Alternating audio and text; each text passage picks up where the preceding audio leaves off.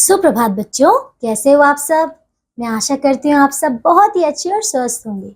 तो बच्चों, आज की कक्षा में हम शुरू करने वाले हैं हमारा अध्याय नंबर 8, जिसका नाम है विशेषण, यानी कि बच्चों एडजेक्टिव। ठीक है, तो आइए बच्चों अब हम शुरू करें हमारा नया अध्याय। बच्चों, ये जो विशेषण है आपकी परीक्षा के लिए बहुत ही ज्यादा महत्वपूर्ण है।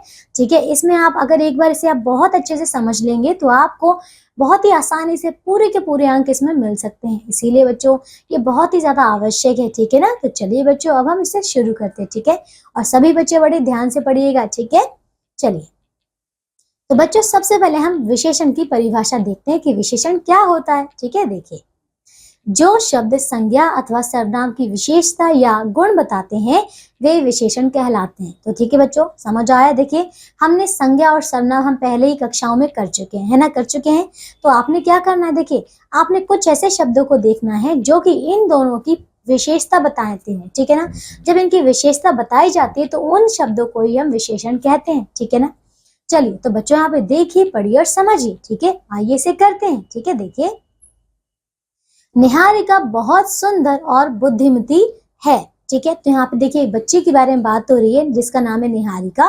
वो बहुत ही ज्यादा सुंदर भी है और उसकी मतलब वो बुद्धिमती भी है। ठीक है, उसका कद लंबा, बाल काले हैं। ठीक है, फिर वह सबसे मीठा बोलती है। उसकी आयु 10 वर्ष है। वह बहुत दयालु भी है। उसकी 4 सहेलियां उसे बहुत पसंद करती हैं। ठीक है, तो अब बच्चों यहाँ पे देखिए इसमें कि निहारिका, ठीक है, यहाँ निहारिका की विशेषता या गुण बताने के लिए सुंदर, बुद्धिमती, लंबा, काला, मीठा, दयालु आदि शब्दों का प्रयोग किया गया है। ठीक है ना, ये शब्द बता रहे हैं कि वह कैसी है। तो बच्चों आपको समझ आया कि देखिए यहाँ पे निहारिका के बारे में कितनी सारी बातें बता दी गई कि वो कैसी है। ये सारे उसके गुण हैं कि वो सुंदर भी है, बुद्धिमती भी है, उसके बाल काले हैं, लंबे हैं। ये सारी जो बातें हैं वो उसके गुण हैं। ठीक है ना, इन्हीं को हम विशेषण कहते हैं। ठीक है, अब देखिए ये शब्द हमें क्या बता रहे हैं, उसके बारे में बता रहे हैं कि वो कैसी है। ठीक है, देखिए 10 और 4 शब्द क्रमशः उसकी आयु और सहेलियों की संख्या बता रहे हैं। ठीक है ना, तो ये शब्द संख्या के गुण या विशेषता बता रहे हैं। इन शब्दों को विशेषण कहते हैं। तो बच्चों अब आपको समझ में आ गया होगा कि विशेषण क्या होता है। ठीक है, चलिए अब देखिए बच्चों विशेष्य के बारे में जानते हैं। ठीक है, देखिए, तो जिन जिन यानी कि संज्ञा और सर्वनाम की बात हो रही है। ठीक है, तो देखिए बच्चों जिन शब्दों की विशेषता बताई जाती है वे विशेष्य कहलाते हैं। ठीक है, जैसे कि अभी हमने यहाँ पे बात करी थी किसकी, निहारिका की, है ना। तो बच्चों यहाँ पे हमें देखिए निहारिका के बारे में हमें बहुत सारी बातें बताई गई हैं। तो यहाँ पे किसके बारे में बताई गई है, किसके बारे में बात हो रही थी, निहारिका के बारे में, यानी कि निहारिका यहाँ पे विशेष्य है। ठीक है, अब देखिए बच्चों यहाँ पे, तो जैसे कि देखिए ये क्या लिखा है, काला घोड़ा। तो देखिए काला ये है तो इसका विशेषण है। ठीक है, लेकिन घोड़ा किसके बारे में बात हो रही है, घोड़े के बारे में, तो ये इसका विशेष्य है। ठीक है ना, चलिए अब आगे देखिए बच्चों, विशेषण शब्दों की विशेषता बताने वाले शब्द प्रविशेषण कहलाते हैं। ठीक है, चलिए देखिए, जैसे निहारिका बहुत सुंदर लग रही है। ठीक है, तो देखिए यहाँ पे निहारिका बहुत सुंदर लग रही है, यानी कि बच्चों देखिए इसमें बहुत जो है प्रविशेषण है। क्यों, क्योंकि सुंदर की यहाँ पे और विशेषता बता रहा है कि बहुत सुंदर है। कितनी सुंदर है, थोड़ी सुंदर नहीं, बहुत सुंदर है, तो ये उसकी विशेषता है, यानी कि ये आपका प्रविशेषण है। ठीक है, चलिए अब आइए बच्चों अब हम देखते हैं विशेषण के प्रकार। तो बच्चों विशेषण के 4 प्रकार होते हैं। ठीक है, तो ये है बच्चों पहला गुणवाचक विशेषण यानी कि क्वालिटेटिव एडजेक्टिव। दूसरा है बच्चों संख्यावाचक विशेषण यानी कि न्यूमरल एडजेक्टिव। ठीक है, तीसरा है परिमाणवाचक विशेषण यानी कि बच्चों क्वांटिटेटिव एडजेक्टिव। और चौथा है बच्चों सार्वनामिक विशेषण यानी कि बच्चों डेमोन्स्ट्रेटिव एडजेक्टिव। ठीक है, चलिए आइए अब हम एक एक करके इनके बारे में जानते हैं। तो बच्चों पहला देखिए क्या है, गुणवाचक विशेषण। ठीक है, देखिए संज्ञा या सर्वनाम के गुण, दोष, स्वभाव, आकार, दशा, रंग व स्थिति आदि का बोध कराने वाले शब्द गुणवाचक विशेषण कहलाते हैं। जैसे कि बच्चों राधा ने नई फ्रॉक खरीदी है। ठीक है, दूसरा हम सब भारतीय हैं। ठीक है, तो देखिए बच्चों गुणवाचक विशेषण इस प्रकार के, देखिए बच्चों आप समझ पा रहे हैं गुणवाचक विशेषण। देखिए उसने फ्रॉक तो खरीदी, पर कैसी फ्रॉक खरीदी, नई फ्रॉक खरीदी। ठीक है, उसका गुण है।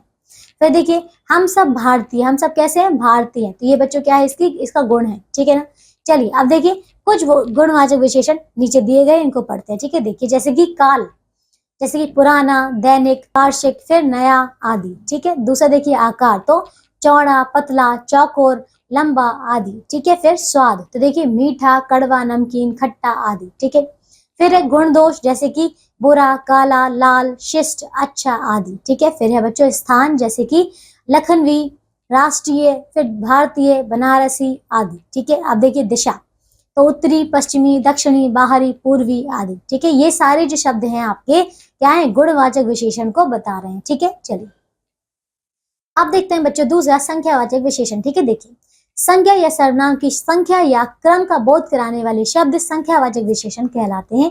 जैसे कि सड़क पर 2 बच्चे चल रहे हैं। कितने बच्चे? 2 बच्चे, तो ये क्या है, इसकी संख्या है। ठीक है, दूसरा राहुल 5वीं कक्षा का विद्यार्थी है। तो देखिए बच्चों यहाँ पे ये क्या है, समझ आएगा यहाँ पे 2 और ये जो 5वीं दोनों ही संख्या है, इसीलिए ये दोनों क्या है, संख्यावाचक विशेषण। अब बच्चों यहाँ पे संख्या जो है, संख्यावाचक विशेषण जो है वो 2 प्रकार के होते हैं। ठीक है, तो पहला है बच्चों का निश्चित संख्यावाचक। ठीक है, और दूसरा बच्चों अनिश्चित संख्यावाचक। तो देखिए बच्चों निश्चित संख्यावाचक का अर्थ है निश्चित संख्या का बोध कराने वाले विशेषण निश्चित संख्यावाचक विशेषण कहलाते हैं। जैसे कि 5 आदमी, 4 दर्जन केले। ठीक है ना, और 4 दर्जन केले यानी कि बच्चों कितने हो गए, 48 केले। ठीक है, चलिए बच्चों अब देखिए का अनिश्चित संख्यावाचक। देखिए निश्चित संख्या का बोध न कराने वाले विशेषण अनिश्चित संख्यावाचक विशेषण कहलाते हैं। जैसे कि क्या, अनेक लोग, बहुत सी किताबें। तो देखिए बच्चों यहाँ पे आपको कोई भी संख्या नहीं बताई गई है ना, इसीलिए क्या है, अनिश्चित है। पता नहीं कितनी है, थोड़ी है कि ज्यादा है, 1 है 1 2 है, पता नहीं, पर अनिश्चित है। ठीक है, चलिए अब देखिए बच्चों इसका तीसरा क्या, परिमाणवाचक विशेषण। ठीक है, देखिए संज्ञा या सर्वनाम की माप तौल संबंधी विशेषता यानी कि मात्रा या परिमाण की विषय का बोध कराने वाले शब्द परिमाणवाचक विशेषण कहलाते हैं। ठीक है, जैसे कि बच्चों राज ने 5 लीटर दूध खरीदा, ये क्या है, उसकी मात्रा है ना।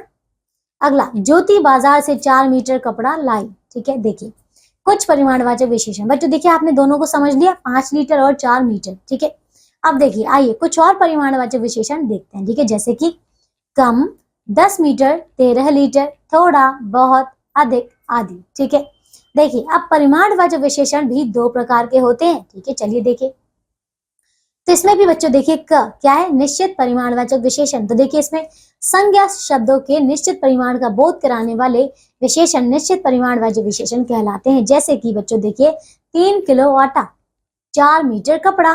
ठीक है, अगला अब है बच्चों अनिश्चित परिमाणवाचक विशेषण। देखिए संज्ञा शब्दों के निश्चित परिमाण का बोध न कराने वाले, ठीक है, विशेषण अनिश्चित परिमाणवाचक विशेषण कहलाते हैं। जैसे कि बच्चों थोड़ा दूध, कुछ बादाम। ठीक है, चलिए आइए बच्चों अब हम करते हैं इसका चौथा प्रकार। तो देखिए ये है सार्वनामिक विशेषण। देखिए जो सर्वनाम शब्द विशेषण के रूप में संज्ञा या सर्वनाम की विशेषता बताते हैं सार्वनामिक विशेषण कहलाते हैं। ठीक है, जैसे कि ये खिलौने महंगे हैं।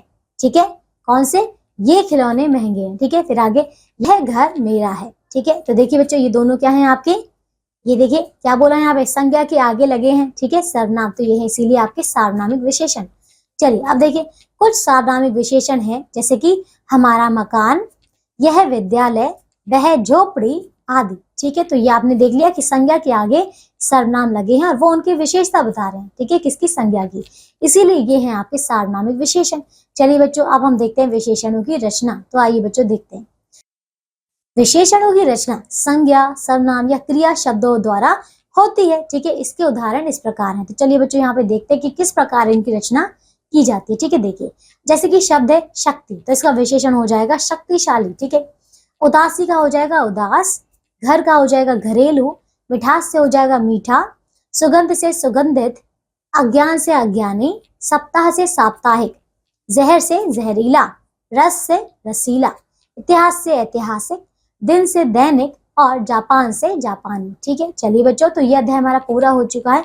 मैं आशा करती हूँ आप सभी ने मुझे बहुत ध्यान से सुना होगा और विशेषण को बहुत अच्छे से समझा होगा। ठीक है, आइए बच्चों अब एक बार हम इसे दोहरा लेते हैं कि हमने इस पाठ से क्या क्या सीखा है। ठीक है, देखिए जो शब्द संज्ञा या सर्वनाम की विशेषता या गुण बताते हैं वे विशेषण कहलाते हैं। ठीक है, दूसरा जिन शब्दों की विशेषताएं बताई जाती हैं उन्हें विशेष्य कहते हैं। ठीक है, तीसरा विशेषण के 4 भेद होते हैं। ठीक है, गुणवाचक, संख्यावाचक, परिमाणवाचक तथा सार्वनामिक। ठीक है, अब देखिए चौथा विशेषण की विशेषता बताने वाले शब्द प्रविशेषण कहलाते हैं। ठीक है, चलिए बच्चों तो यह अध्याय हमारा पूरा हो चुका है। अब इसके अंतिम में आपको अभ्यास के प्रश्नोत्तर दिए गए हैं, तो आप सभी बच्चे जो हैं इन सभी जो प्रश्नोत्तर हैं उनको पूरा करेंगे। ठीक है, मैं आशा करती हूँ अब आपको इसमें कोई भी परेशानी नहीं होगी। ठीक है, चलिए अब हम मिलेंगे एक नई कक्षा में ऐसे ही नए अध्याय के साथ। तब तक के लिए आप सब अपना ध्यान रखिए और स्वस्थ रहिए। बाय बच्चों।